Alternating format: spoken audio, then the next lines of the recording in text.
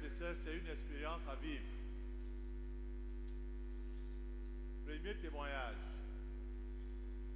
Mon neveu décède aux États-Unis. La famille n'a pas assez d'argent pour rapatrier le corps.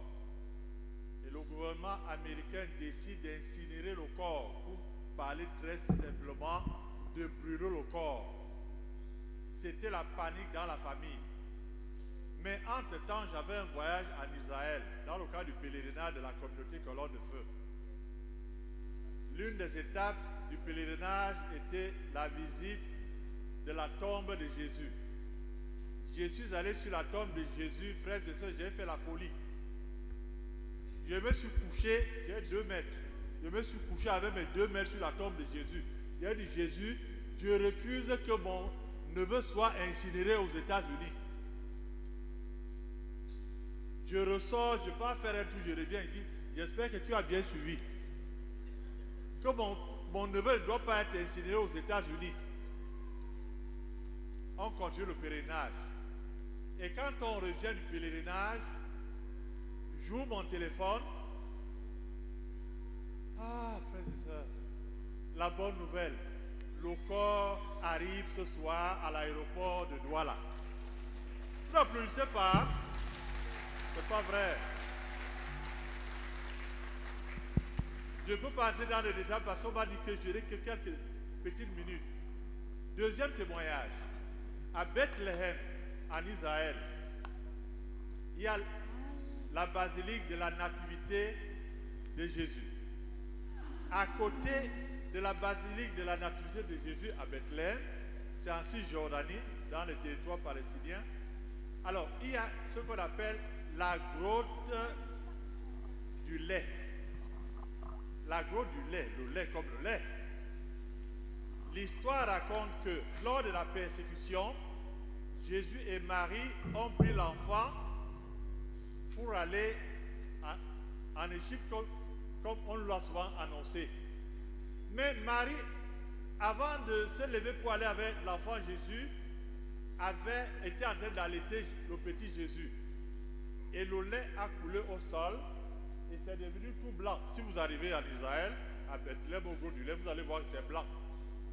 Et les franciscains qui gèrent cette basilique ont eu la motion spirituelle que de gratter souvent la poudre de la roche devenue blanche et de mettre dans des petits sachets. Et les femmes qui boivent, la plupart qui ne pouvaient plus accoucher, accouchent. Il y a certains d'entre nous ici. Il y a une sœur ici qui a fait l'expérience. Moi aussi, j'avais acheté et dit, bon, ça ne coûte pas cher. Je crois que c'est quelque chose comme $1 ou $2. Voilà. Et quelques-unes des femmes à qui j'ai donné ont déjà des bébés aujourd'hui. Et dans le bureau du prêtre qui vend cette poudre-là, on voit son bureau, les murs tapissés, des photos de bébés. Quand vous y entrez, vous dites, mais est-ce que c'est une maternelle ici?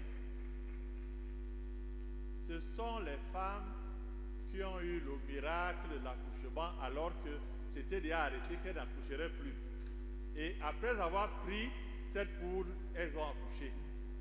Donc, il y a beaucoup de choses. Bon, je ne dis pas qu'il faille d'abord aller en Israël pour avoir ça. Le Seigneur nous donne tout ça ici. Mais si nous pouvons voyager, c'est une bonne chose. Le prochain pèlerinage a lieu le 2 mars 2027.